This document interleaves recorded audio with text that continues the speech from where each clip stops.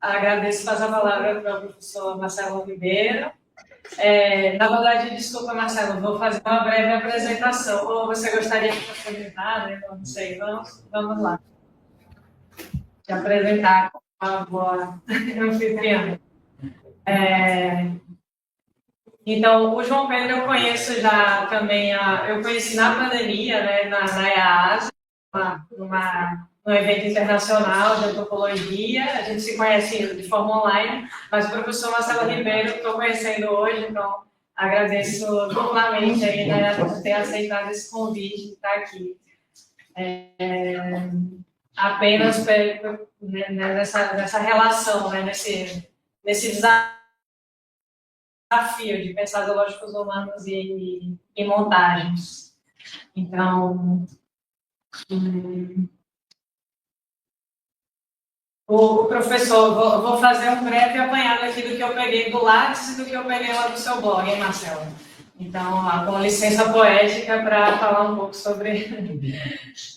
Então, Marcelo é professor de História e Teoria do Cinema e do Audiovisual na Faculdade de Comunicação da Universidade Federal da Bahia, onde atua também como docente permanente do Programa de Pós-Graduação em Comunicação e Cultura Contemporânea, POSCOM. É autor do livro Do Imaginável, assim como de capítulos de livro e artigos sobre imagem, história, direitos humanos, cinemas africanos, história do cinema, arquivo e descolonização. Coordenador do grupo de pesquisa Anarqueologia do Sensível, doutor em Arte e Cultura Visual pela Faculdade de Artes Visuais da Universidade Federal de Goiás, mestre em Antropologia Social pela Universidade Federal de Santa Catarina e graduado em Ciências Sociais, com habilitação em Antropologia pela UNB. Fundador e autor e editor do blog Incinerante, um site, né? Então recomendo que vocês procurem Marcelo Ribeiro Incinerante, tem coisas muito interessantes que ele faz. E tem atuado também como crítico de cinema, programador, curador de mostras e festivais. Tem experiências em pesquisa, ensino, extensão, nos campos do cinema, fotografia, artes, cultura visual, comunicação, antropologia e estudo da imagem. Marcelo se autodefine como um militonto e inutilitário do impertinente, pesquisador de anarqueologias, professor do cinema delírio e antropólogo, né, da disseminação de mundos. Eu imagino que seja do conceito de entropia. Então, é isso, né? Estamos diante de uma pessoa com habilidades múltiplas, né, no campo da antropologia, das artes, do cinema e da crítica.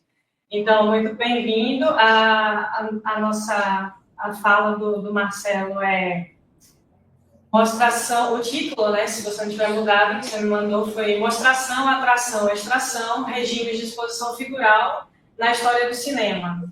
Então, vamos ao professor Marcelo. Beleza, muito obrigado. Vocês me ouvem bem? Ouvimos. Ok, muito obrigado. Enfim, em primeiro lugar, queria agradecer, né, a Marina pelo convite, a Marcos e João Pedro pela companhia aqui. Já foi ótimo te ouvir, João Pedro, muito bom poder ter essa oportunidade.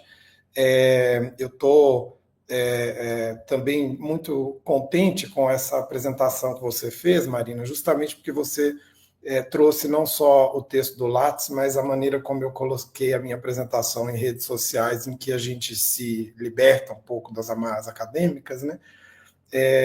Eu não vou tentar explicar todos os elementos dessa apresentação, mas eu acho que eles estão aqui na minha fala de alguma forma, né?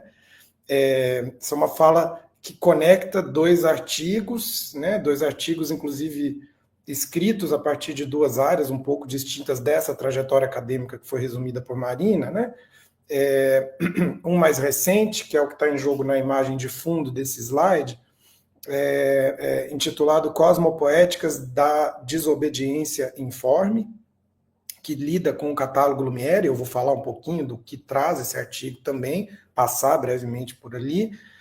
E um outro que é um artigo que remonta à minha pesquisa de mestrado lá na UFSC, na área de antropologia, né, e aos estudos sobre os famigerados filmes do Tarzan, né, que eu inventei de estudar no meu mestrado, tristemente, né, tive que assistir várias vezes, etc., e que me levaram, né, a também tentar lidar com algo dos zoológicos humanos ali, né? Então, são duas ocasiões em que isso apareceu para mim, que agora eu vou tentar conectar numa busca, né, de elaboração que está aí resumida nesse título, muito ancorado, talvez, na perspectiva das teorias e história do cinema, né, que é o campo em que eu tenho atuado mais, mas que eu espero que tenha alguma reverberação também com o campo da antropologia, tal como vocês têm discutido, e que me parece que dialoga muito com essa matriz, né, warburgiana, do Didi Uberman, etc., não tanto pelo que eu vou apresentar em si, porque eu não compus Atlas, pelo menos até o momento, né, mas pelo que está em jogo no modo de me aproximar com essas imagens e colocá-las em relação, né, em suma. Então, eu vou falar, né, em meio a isso, dos zoológicos humanos na história do cinema, né, sem pretender qualquer tipo de exaustividade na abordagem, tentando tratar dessas duas experiências que eu acabei de mencionar, né, como relacionadas a dois artigos, por um lado o catálogo Lumière como foco, por outro lado a filmografia de Tarzan, que, portanto, se situam em contextos muito diferentes, historicamente falando, né, mas que me parece que são reveladoras de tendências transversais, né, passíveis de algum tipo de projeção analítica sobre outras épocas e delimitações da história do cinema. Esse título, né, aponta para a dimensão conceitual dessa análise que eu vou propor aqui, que passa por tentar suplementar, né, duas categorias já clássicas na historiografia do cinema para falar do período do primeiro cinema e de algumas tendências posteriores, com as categorias mostração e atração, né, acrescentando a elas, né, esse suplemento que é a categoria extração, uma categoria que me parece ser relevante, né, para tentar entender o que está em jogo nessas imagens que eu vou abordar. O primeiro contexto que eu vou falar, né, que é o do catálogo Lumière, é um contexto que já me permite trabalhar, explicitar um pouco o que está em jogo nessas duas categorias iniciais, né, mostração e atração. O catálogo Lumière se inaugura, né, é um evento inaugural, vamos dizer assim, da história do cinema, reunindo imagens de diversas partes do mundo, algumas das quais estão ligadas a esse regime que historiadores e teóricos do cinema como Tom Gunning ou André Gaudreau, por exemplo, chamam de mostração. É um regime ligado à ideia de que o aparelho exibe na imagem em movimento a sua própria capacidade de mostrar a imagem em movimento, né? Há um fascínio no início da história do cinema com essa possibilidade, simplesmente, né? A possibilidade do movimento restituído por meio da imagem. E nesse sentido, a mostração é um regime que está muito ligado às primeiras experiências, mas que reaparece, né, várias vezes, sobretudo em contextos de algum tipo de inovação técnica, pelo tipo de fascínio que a novidade imagética instaura, né, e um novo modo de mostrar o mundo emerge. Mas esse regime da mostração, né, historicamente, e no catálogo Lumière, ao qual estou me referindo mais especificamente, se esgota com muita facilidade, né? A novidade dele desaparece muito rápido. E ele vai entrar, então, né, o catálogo vai explorar, como várias experiências do contexto próximo, né, vão explorar um conjunto de procedimentos que configura esse outro regime, o regime da atração, né, ligado à ideia de uma confrontação direta do espectador, de imagens que muitas vezes têm um efeito de choque, né, ou de interpelação ao espectador, né? Então, são personagens que se dirigem ao espectador diretamente, são situações que configuram algum tipo de espetáculo, né, em si, e que muitas vezes tem quase nenhum efeito ou sentido narrativo, né? E esses teóricos, né, André Gaudreau, Tom Gunning, que eu citei, muitas vezes vão falar de um terceiro regime, que é o regime da narração, como já presente no primeiro cinema, evidentemente, mas como um regime que vai se desenvolver e se institucionalizar sob a forma do cinema narrativo clássico, né? Na minha argumentação, eu quero defender que é preciso ir além dessas categorias para pensar o que está em jogo no catálogo Lumière. E para falar disso, justamente me interessa esse conceito de extração, né, como parte de uma tentativa de interrogar as dimensões coloniais que o conceito de atração não consegue questionar ou colocar em perspectiva, né, adequadamente. E para fazer isso, me interessa, então, partir do reconhecimento de que no catálogo Lumière, no interior desse catálogo, existe uma diferenciação interna entre dois tipos de vista, né? Tal como argumenta uma historiadora do cinema chamada Elisabeth Grue, e a Elisabeth Grue vai defender, então, que é possível diferenciar entre as 1.400 e poucas vistas do catálogo Lumière, né? Vistas domésticas e vistas excursivas, nos termos dela, né? Ela diz, né, no final de 1895, apenas alguns meses após os irmãos Lumière revelarem uma máquina que podia gravar, processar e projetar imagens em movimento, a Maison Lumière, um nome comum para a empresa cinematográfica global, que evoca domesticidade e trabalho manual, omitindo quaisquer laços com a fábrica industrial, começou a treinar uma equipe de cinegrafistas nas operações idiosincráticas do cinematográfico. No ano seguinte, os operadores assumiram o controle, demonstrando as características da câmera cinematográfica Lumière em Londres, Roma, Nova York, Frankfurt, Madrid, Moscou, Budapeste, Cidade do México, Sydney, Argel e Saigon. Em cada novo lugar, os operadores exibiram a máquina e projetaram diversas vues, vistas, né? Eles também gravaram em loco e, ao fazer isso, expandiram o escopo geográfico da coleção Lumière. Quando a operação se encerrou em 1905, o arquivo Lumière continha 1.428 filmes. Mais de 800 tinham sido reunidos em expedições de produção de imagens ao redor do mundo. Então, Elisabeth Grue, com base, né, no estudo desse imenso arquivo Lumière, como ela diz, né, ela vai sugerir essa diferenciação entre vistas domésticas e vistas excursivas, né? Portanto, mais da metade do catálogo são vistas excursivas. Me interessa, né, partir dessa diferenciação, mas especificamente para olhar uma série dentro do catálogo Lumière, que é a série designada no catálogo como A Aldeia Achante em Lyon, que me parece constituir um curto-circuito entre o doméstico e o excursivo, que eu vou procurar, né, mostrar a partir do exemplo no qual me concentrei no artigo a que eu me referi antes, né, uma vista chamada Danse do Sabre 1, de 1897. Essa vista foi registrada, né, num contexto de uma exposição colonial em Lyon, né, em que a reprodução de uma aldeia achante, como diz o catálogo, né, procurava atrair espectadores e espectadoras da cidade francesa, né, de Lyon, para conhecerem o que seria essa diferença cultural exposta dessa forma, né, num dispositivo que é exatamente o dispositivo do zoológico humano. Resumindo, né, bem rapidamente, a gente está falando aqui de um contexto, né, em que, eu vou deixá-la rolando mais um pouco, em que esse grupo de pessoas foi levado, né, a Lyon em um momento em que o território da etnia Achante, né, atual Gana e países próximos ali na África Ocidental, é um território disputado, especialmente pela Inglaterra, né, o território da Costa do Ouro naquele momento.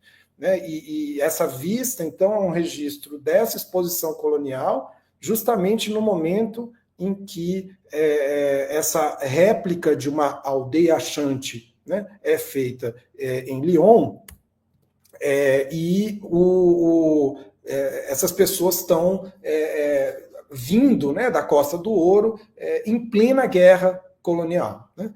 Uma guerra que só vai terminar no início do século XX, em 1902 em diante, né? Há um momento de derrota mais definitiva das resistências, né? E a Inglaterra, de fato, desenrola a partir dali, né? A colonização do território, o que a gente tem, então, diante dessa imagem, né? Em jogo nessa imagem, é certamente algo de muito singular, né, a meu ver, considerando em especial o modo como essa imagem nos restitui ou deve nos levar de volta, né, ao momento tão decisivo dessa disputa, né, que culmina na colonização de uma parte, né, do continente africano. Enfim.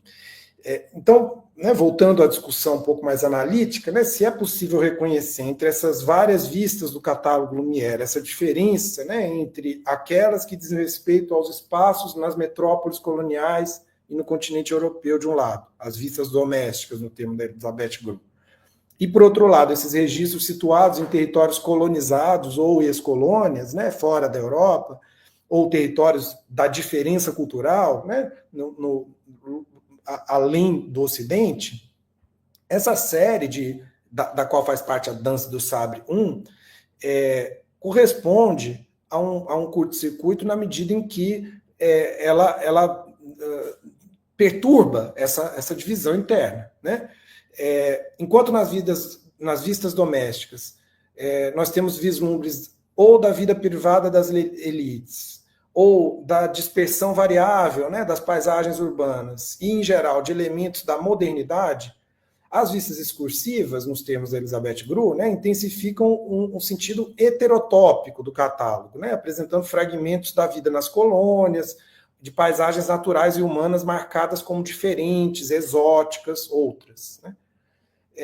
Só que nas vistas excursivas, o sujeito dessa excursão, né, dessa ida além do espaço metropolitano, é o próprio sujeito do olhar cinematográfico, né? É a câmera, em primeiro lugar, que nos dá a ver as imagens, cuja posição estrutural consiste nesse ponto de fuga onde convergem o olhar dos cinegrafistas e o olhar espectatorial pressuposto e produzido pelas imagens como um olhar ocidental que encontra o seu outro.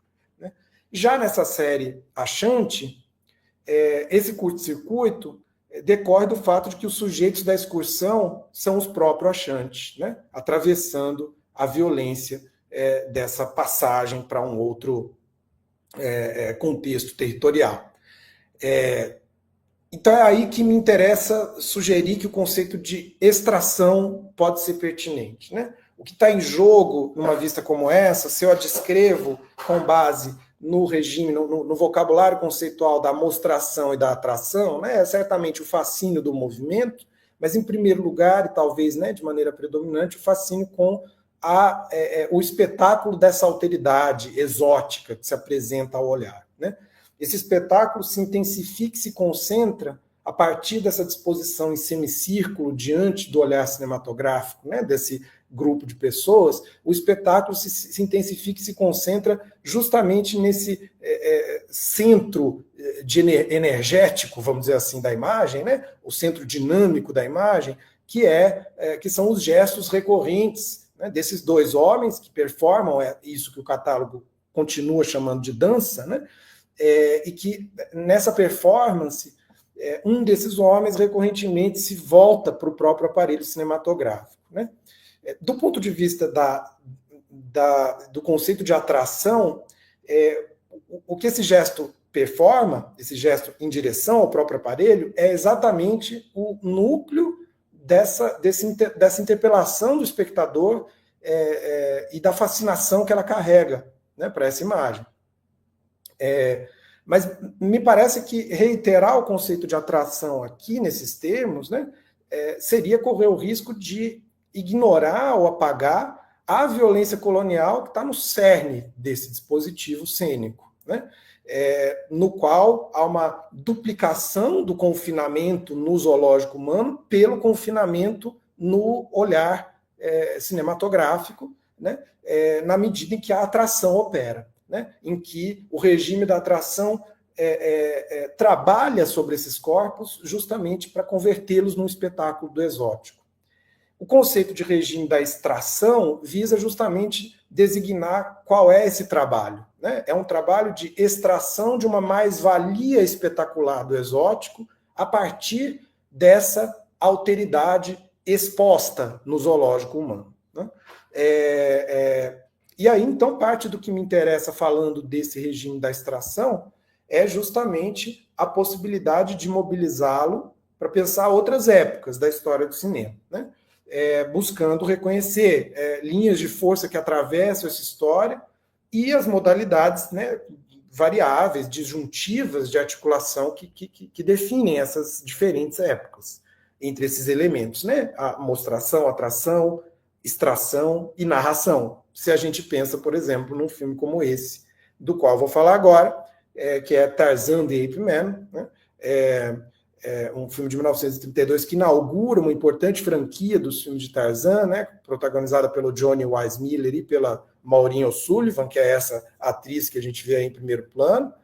É um filme que pertence, né, nesse sentido, ao campo institucionalizado em Hollywood, usualmente designado como cinema narrativo clássico, e entendido como um cinema da integração narrativa em oposição ao regime da atração. Ou seja, um cinema em que não mais a atração e a interpelação direta do olhar espectatorial operam de maneira dominante, mas, ao contrário, passam a um lugar subsidiário, secundário ou inexistente, em prol dessa integração narrativa, muitas vezes baseada numa verdadeira interdição ao olhar para a câmera, numa verdadeira interdição à quebra da quarta parede, como a gente às vezes designa, né, esse processo.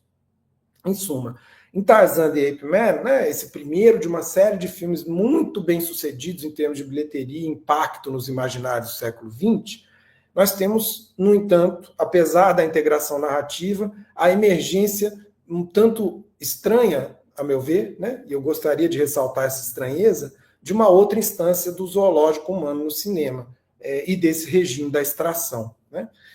No momento em que a expedição da qual faz parte a Jane, a personagem da Maureen O'Sullivan, junto com o pai e o colaborador do pai, né, que é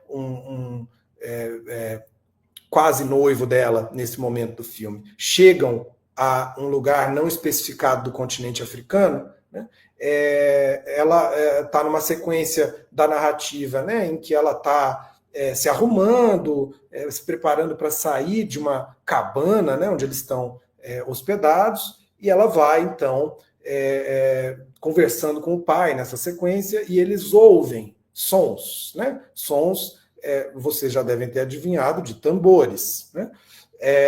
Eles ouvem esses sons e ela sai, então, da cabana, e aí ela adentra o espaço dessas imagens que nós estamos vendo, né? O espaço de um suposto contato, né, que a narrativa encena, de um contato na encenação, em todo caso, né, com a alteridade, a diferença cultural dessa região não definida do continente africano, né? A gente está no domínio do mais extremo e absoluto uso dos estereótipos, né? Mas que aqui vai ser construído por meio de filmagens em estúdio. A Maureen O'Sullivan está num estúdio em Hollywood, ela nunca foi ao continente africano, articuladas, combinadas a registros feitos em uma parte específica do continente, né, Quênia e Uganda, pelo diretor W.S. Van Dyke para um filme anterior chamado Trader Horn. Então, essas imagens de um filme anterior, vamos chamar de imagens de arquivo, né? Embora o filme seja de um ano antes, elas já estão no estatuto arquivístico, talvez aí, né? Elas são mobilizadas por meio de uma projeção de fundo, uma back projection, né? Ou seja, dentro do estúdio as imagens são projetadas e a atriz e o ator do pai, né, que está na segunda imagem, contracenam com essa projeção de fundo, né? Essas imagens, então, são reutilizadas por meio desse dispositivo de encenação estúdio chamado back projection, né, para fazer com que essa encenação, né, implique essa possibilidade de os atores contracenarem com as figuras da diferença encarnadas nessas imagens de arquivo, né? E aí, então, me interessa ver nessas imagens, né, novamente, uma operação do regime da extração como um regime de conversão, né, de produção mesmo, de trabalho, né, sobre a imagem de uma alteridade, nesse caso, né, capturada como diferença exótica e restituída, né, e reduzida nas suas dimensões mais complexas a esse espetáculo do exotismo.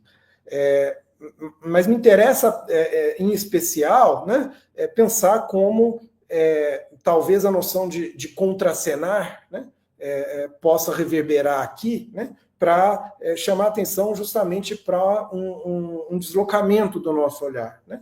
Em vez de olhar para essa imagem a partir da operação extrativista, espetacularizante do exotismo, né, talvez a gente precise olhar para o modo como, voltando rapidamente a ela quebra a própria unidade do espaço de encenação, né?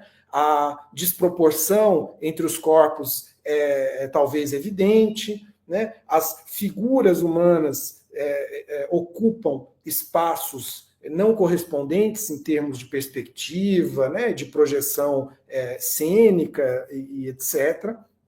E isso talvez deva nos permitir desconstruir mais do que jogar o jogo da imagem, né? Assim como diante lá do catálogo Lumière, né, da Dança do Sabre, me interessava então não restituir a categoria da atração, né, a centralidade da análise da imagem. Aqui não me interessa tanto me centrar a análise, né, me concentrar sobre a operação da narrativa, né, de estereotipar a autoridade africana como uma autoridade genérica, etc., que está em jogo aqui, que é evidente, né, enfim, não tem como negar, e que é extremamente racista, colonialista e etc. Mas me interessa também dar espaço, né, que o conceito de extração talvez me ajude a dar aqui, para pensar como uma outra modalidade de extração do exotismo, da mais-valia exótica, né, sobre esses corpos, está operando, né? E como isso talvez me permite pensar a história do cinema de uma maneira mais ampla, né? As variedades dessa experiência de extração a partir dos corpos, né, dos corpos humanos e outros que humanos, que muitas vezes aparecem, né, nos filmes do Tarzan, vários elefantes, enfim, toda uma abundância, né, de figurações da ideia de África a partir da animalidade, né? Novamente, o vocabulário colonial está aí, a ideologia colonialista e racista está aí, mas me interessa também deslocar isso a partir do reconhecimento, né, dessa dimensão figural desses elementos, e talvez de uma tentativa de pensar o modo como esses e outros possíveis elementos, minerais, ou territórios, terra, o próprio planeta, né, como uma figura que aparece em diferentes filmes, aí abrindo, né, para uma série outra de filmes, talvez estejam operando, né, de maneira muito central aí, com uma tentativa de conter uma potência figural que esses corpos recolocam o tempo todo para nós na imagem, que talvez para fazer justiça e reparar parcialmente como espectadores atualmente, né, diante dessas imagens, uma parte da violência que continua sedimentada nelas, né, a gente precisa fazer justiça a esses gestos insistentes, né, a essa figuralidade, essa potência figural que perturba o jogo da integração narrativa nos filmes do Tarzan ou da atração no catálogo Lumière, né? Se há uma contracena, né, emergindo aqui, ela justamente vai se tornar visível na medida que a gente seja capaz de reconhecer, mesmo que de maneira ínfima, o gesto de desobediência informe, né, como eu já o denominei, desse homem, ou talvez, né, a maneira como a potência figural da alteridade, né, africana perturba a integração narrativa racista nos filmes do Tarzan, né, com base nesses dois exemplos. Isso talvez seja o que interessa nessa aproximação entre essas imagens, né? E é um momento em que eu estou atualmente justamente na pesquisa, né? Tentando explorar essas possíveis relações para tentar constituir um entendimento da história do cinema a partir, né, do olhar interditado desse sujeito sobre o dispositivo e não a partir do olhar do dispositivo sobre ele. Né? Há uma dimensão de fabulação, evidentemente, né, nesse horizonte, uma dimensão que é o que está no nome do grupo de pesquisa, a anarqueológica, né? Ou seja, não há nenhum fundamento positivo dado para isso, mas há um trabalho a ser feito, né, a partir justamente dessas justaposições às quais a metodologia do Atlas, né, do Warburg, talvez aponta de uma maneira muito central. Enfim, eu vou encerrar por aqui a minha fala, agradecendo mais uma vez, né, o convite, né, a oportunidade de estar aqui, e já também antecipando um pedido de desculpas, porque eu estou, enfim, no meio de uma viagem, foi por isso que eu não fui para, né, pessoalmente estar aí com vocês, e nessa viagem eu não estou com lugares tão definidos de trabalho, eu estou aqui num lugar temporário, e eu vou precisar sair no meio da nossa mesa por causa disso. Eu lamento muito, mas infelizmente não consegui uma organização mais eficiente. Espero que tenha dado para, né, entender um pouco da proposta e me coloco à disposição para, se não agora, depois a gente conversar mais, agradecendo de novo. Obrigado.